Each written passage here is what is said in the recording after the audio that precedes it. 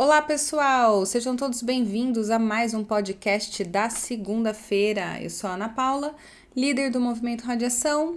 Olá pessoal, tudo bem? Aqui é o Júnior, pastor também aqui do Movimento Radiação. Muito bom estar com vocês. Júnior, sábado começou o segundo episódio da nossa nova série Uma janela no Uma tempo, Janela no Tempo, né? Parece nome de novela, né? né? Mas não, é só Uma uma série. série de 4 capítulos e que nós falamos sobre O o plano de plano de Deus. Deus. Olhe pela janela. Isso aí. E achei interessante. Você é uma pessoa organizada, Júnior? Por quê? Gosta de fazer planos? Eu gosto de fazer planos, mas eu não sei se eu sou organizado. É. Eu gosto de fazer plano também. Acho que teve um ano que eu despiroquei e falei, esse ano eu não vou fazer planos pro ano. Todo ano eu sento, você sabe, a gente revisa, conversa e teve um ano que eu falei, não vou fazer planos. Na metade do ano eu já tava desesperada porque eu não tinha um plano pro ano. Foi um ano mais assim, sei lá. A minha ideia é que não foi um ano produtivo. Mas achei interessante porque você aborda ali o plano macro de Deus, mas também como que ele converge, como que ele entra na história de cada um de nós. Sim. E como que ele faz sentido ou não para nós. Você terminou com uma pergunta, né? Se você Você acredita ou acredita não. ou não? Isso é muito legal. Bom, e hoje no podcast a gente vai comentar sobre isso, mas a gente dá mais detalhes depois da vinheta.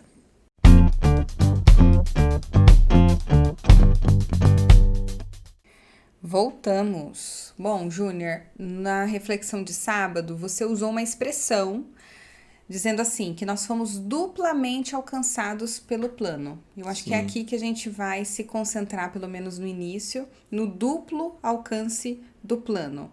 Dá um pouco mais de detalhes sobre o que isso significa? Bom, em resumo, significa que eu fui alcançado pelo amor de Deus para alcançar outras pessoas com o amor de Deus.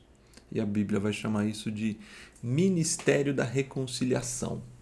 Ok, segura aí porque a gente vai falar sobre isso daqui a pouquinho. Mas antes, eu queria saber se você já teve que se reconciliar com alguém. Não uma reconciliação comum, né? Dessas que a gente tá acostumado, mas, sei lá, alguém que você deixou de conversar e depois de um tempo voltou. Nesse nível, sim, eu acho que todos nós já passamos por alguma situação em que a gente teve que ir lá conversar com alguém e retomar algum nível de relacionamento. Você sabe que quando eu estudava ainda no ensino fundamental, eu terminei o ensino fundamental sem conversar com uma amiga.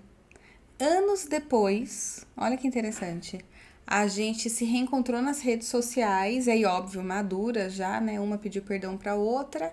E olha que legal, a gente teve filho junto.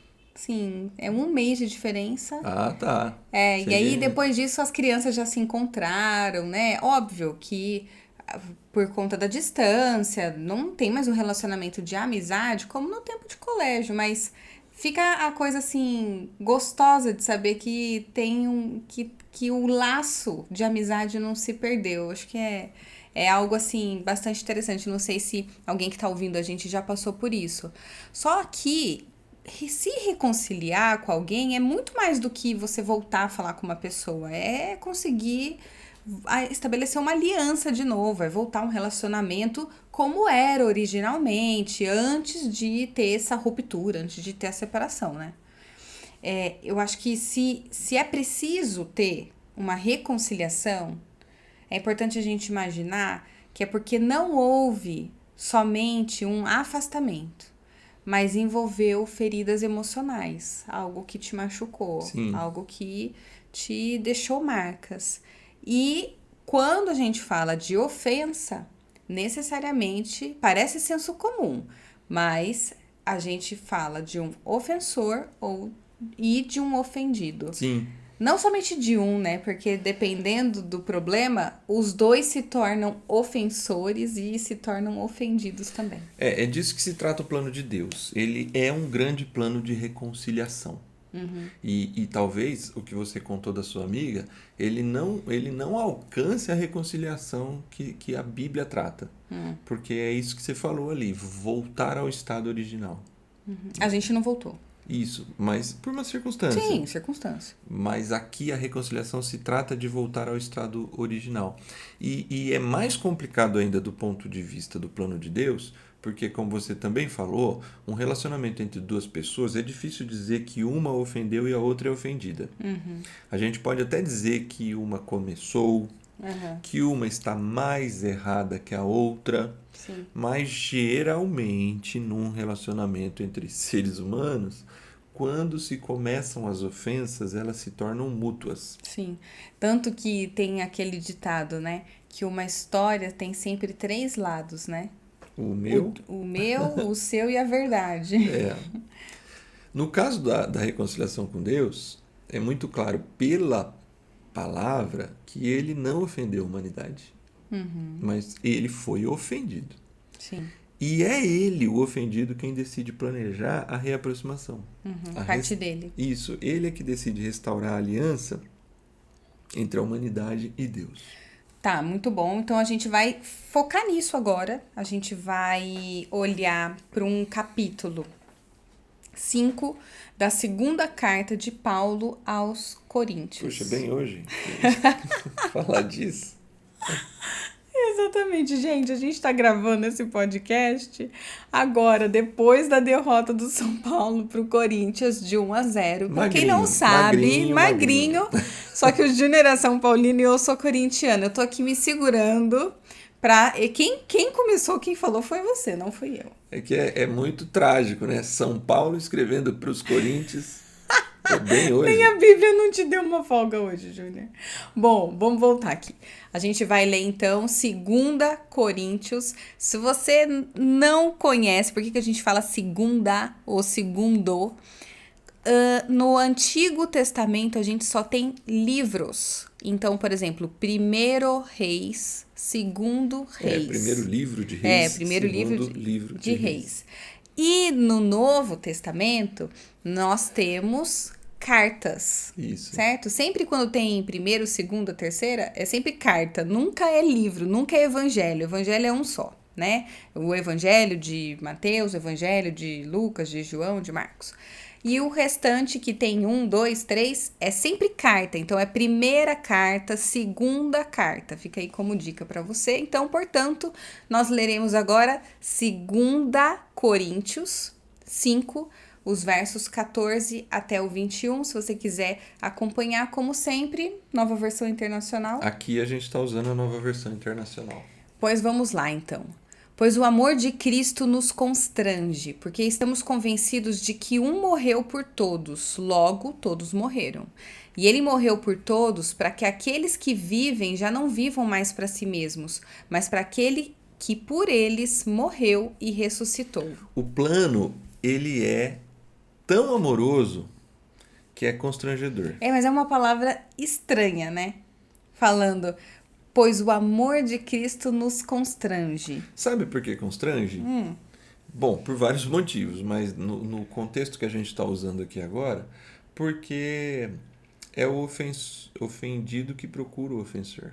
Você sabe que uma vez no trabalho, eu tava vendo que um colega de trabalho tava com um volume insano, assim, era nítido que ele tava tendo uma sobrecarga muito grande, e eu não tava, eu tava tranquila. E aí eu mandei uma mensagem falando: oi fulano, tudo bem? Tudo bem. Eu falei: viu, eu tô vendo que você tá cheio de coisa, posso te ajudar? Ele falou: nossa, eu não tô acostumado com isso. Eu tava achando que você ia vir me pedir alguma coisa, me cobrar alguma coisa. Eu tô até constrangido agora, porque eu não esperava isso de você. Excelente exemplo. É um constrangimento bom, né? Sim, uma coisa assim, caramba, né? Coisa boa. Tipo alguém pagar sua conta. Por quê? Olha o que o texto diz. Quem tinha que morrer? Todos. Quem morreu? Um morreu por todos. Aí ele até fala, logo todos morreram. Mas todos não morreram. Sim. Quem morreu foi um. Mas esse um morreu por todos. Sim. Mas ele diz assim, morreu para que aqueles que vivam já não vivam mais para si. Isso é, Jesus, o amor é tão constrangedor de Jesus que ele se identifica conosco. Mas óbvio que existe um processo de que quem se constrange com esse amor passa a se identificar com Cristo. Sim. Bom, vamos continuar? Sim. De modo que, de agora em diante, a ninguém mais consideramos do ponto de vista humano. Ainda que antes tenhamos considerado a Cristo dessa forma, agora já não o consideramos assim. Portanto, se alguém está em Cristo, é nova criação. As coisas antigas já passaram, eis que surgiram coisas novas. Perceba que o plano é Esse é um texto bem conhecido, né? bastante. E ele é nova criação. Por isso que daqui a pouco a gente vai começar a falar da reconciliação. Porque perceba, é como se no início da criação, o que está lá? Haja luz Sim. e houve luz. Agora, o que nós temos aqui? Jesus, que diz que ele é a luz do mundo. Ele mesmo diz, eu sou a luz do mundo. Então percebe que o plano se trata de como se, nesse olhar pela janela, esse texto que a gente acabou de ler é bem esse lance de olhar pela janela. Porque assim, o que está acontecendo em Jesus é como se fosse uma nova criação. Porque ele diz aí, né? Portanto, se alguém está em Cristo, é nova criação. Em algumas traduções aparece é nova criatura. Sim. Por isso que a NVI, às vezes, ela ajuda a gente a entender melhor. Porque não é nova criatura, é nova criação. A ideia de uma restauração que as coisas agora se fizeram realmente novas. E essa primeira parte do texto aponta para essa dupla, né? A gente falou que a gente é alcançado duplamente pelo plano. Essa é o primeiro alcance do plano, a primeira perna, né? A primeira parte em que somos alcançados pelo plano. O amor de Deus. No plano de Deus é incluído o seu grande amor que vem ao nosso encontro, se identifica conosco e nos abre a possibilidade de sermos nova criação. Isso não significa que você deixa de ser quem você era, mas significa que você deixa de ter a perspectiva que você tinha e passa a ter uma nova perspectiva. Por isso que a busca por compreender mais de Deus, por aprofundar o seu relacionamento com Deus, ele se torna constante. Não que você, agora eu não sou mais nervoso, agora eu não sou mais estressado, agora eu não minto mais, agora eu sou o santo do pau oco. Não quer dizer isso, né, Júnior? Ser nova criação, o que significa ser nova criação? Vamos melhorar aqui. É estar em Cristo. E assim, realmente, nós ainda continuaremos com algumas coisas que demonstram essas nossas fragilidades, essas nossas áreas mais difíceis. Mas quem está em Cristo começa a perceber nitidamente mudanças. Por isso que é a busca por Cristo. Isso. É a busca por Cristo que faz a diferença na nossa vida. É seguir e andar com Jesus. E é Ele quem vai fazendo essa transformação. E não é porque Ele faz porque a gente vai a Ele. Ele veio a gente. Sim. Ele se identificou conosco, se tornando carne, que a gente falou no sábado. Sim. E aí a gente passa a se identificar com Ele. E a gente, estando nele, que é o grande segredo do plano, que é Cristo em vocês, né, que disse o texto que a gente usou sábado, estando em Cristo, nós passamos a ver e perceber aquilo que Cristo mesmo está fazendo em nós por meio do seu Espírito. Muito bem, vamos continuar? Sim. Fala assim, ó.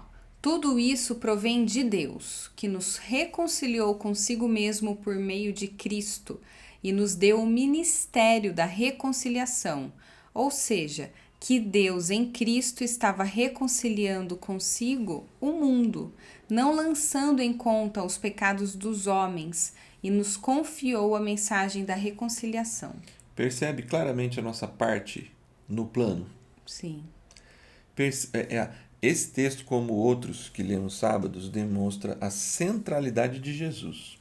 Ele é o centro. Pode ver que a palavra Cristo se repete quase em todos os versos que a gente leu, pelo menos uma vez, a palavra Cristo está presente. Sim.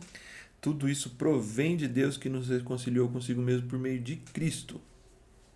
Deus estava em Cristo reconciliando consigo o mundo. Mas nós recebemos o quê? O ministério da reconciliação. É Cristo quem reconcilia, é Ele quem faz, é por meio dele que acontece, é plano de Deus, mas Deus, na sua graça e no seu amor e na sua sabedoria, decidiu envolver a gente no plano. Nós fazemos parte do ministério, né? A palavra ministério também nada mais é do que serviço, né? a capacidade de participar ativamente de uma atividade, é uma ferramenta, né? É uma capacidade de fazer parte daquilo do plano de Deus, né? Nós fomos chamados para levar essa mensagem de reconciliação. Isso é muito legal, porque aí começa já a mostrar a segunda perna Sim. da duplicidade, vamos dizer assim, que a gente Isso. comentou.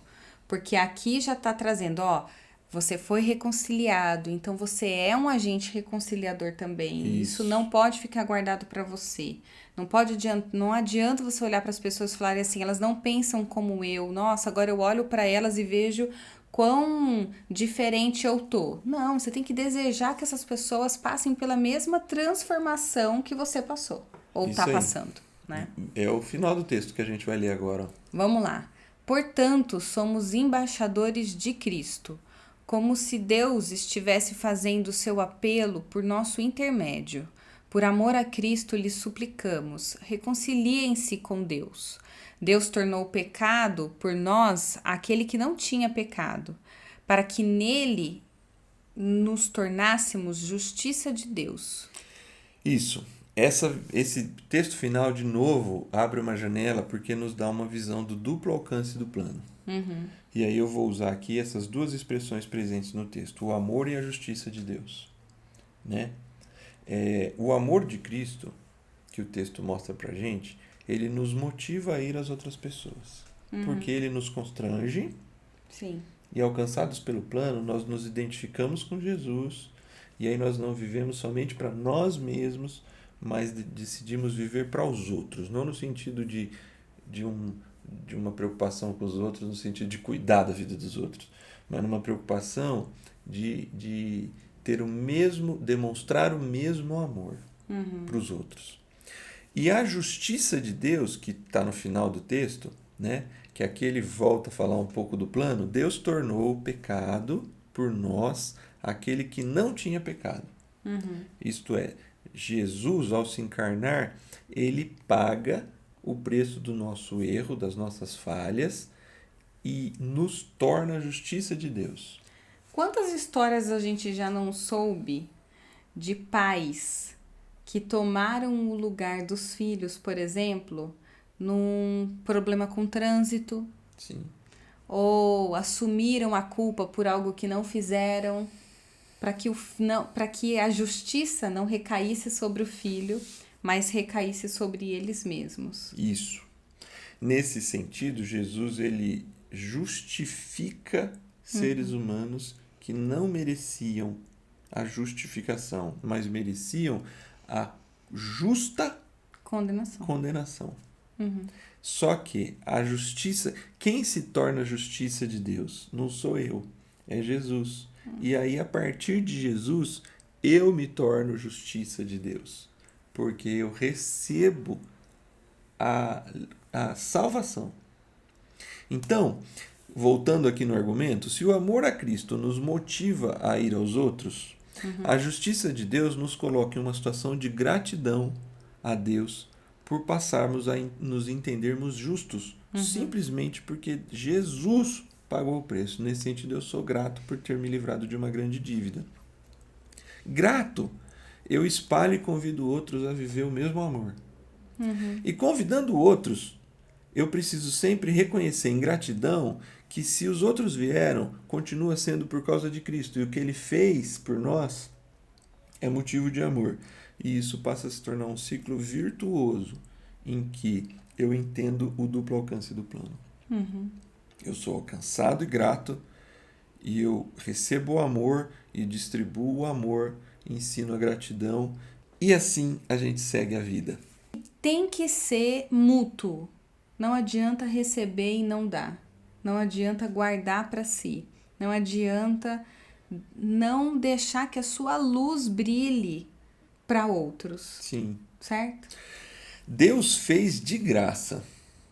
Antes da gente... Ele não deu essa condição de antemão. Ele fez por amor. Mas, esse é o detalhe. O amor constrange. E aí eu passo a me identificar com Cristo e levar para os outros. É verdade.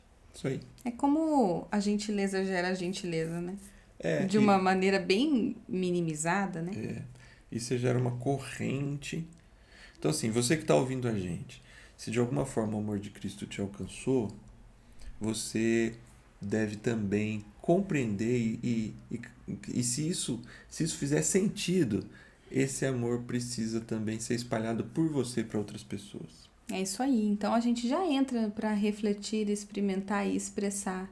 Reflita o quanto você hoje tem recebido o amor de Deus e o quanto você tem refletido esse amor para outras pessoas. Experimente, continue a experimentar esse negócio que a gente chama de gratidão. A gente já falou disso no Thanksgiving, há alguns finais de semana atrás, mas esse processo da gratidão é quem vai alimentar o amor dentro de você. Aprenda a ser grato, mesmo diante dos dias mais difíceis. E lembrando que a felicidade não gera gratidão, mas a gratidão gera felicidade ao coração. É isso aí.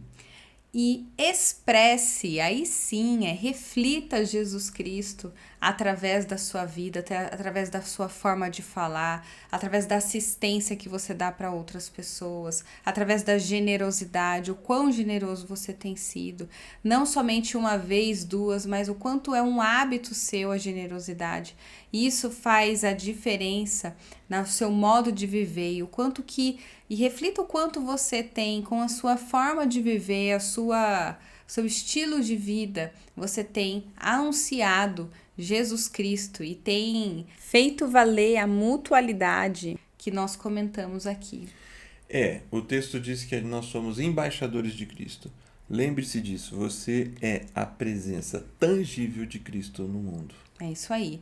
Pessoal, excelente semana, melhor semana ainda, começando com 1-0. São paulinos que estão nos ouvindo, desculpa, ótima semana para vocês. Ainda, somos líderes. Isso, a gente sempre tem que olhar a metade do copo cheio, então vocês olhem aí pela... Eu sou grato. Seja grato. Eu sou grato. Isso aí, eu também sou. Pessoal, excelente semana a todos. Tchau, tchau. Tchau, pessoal.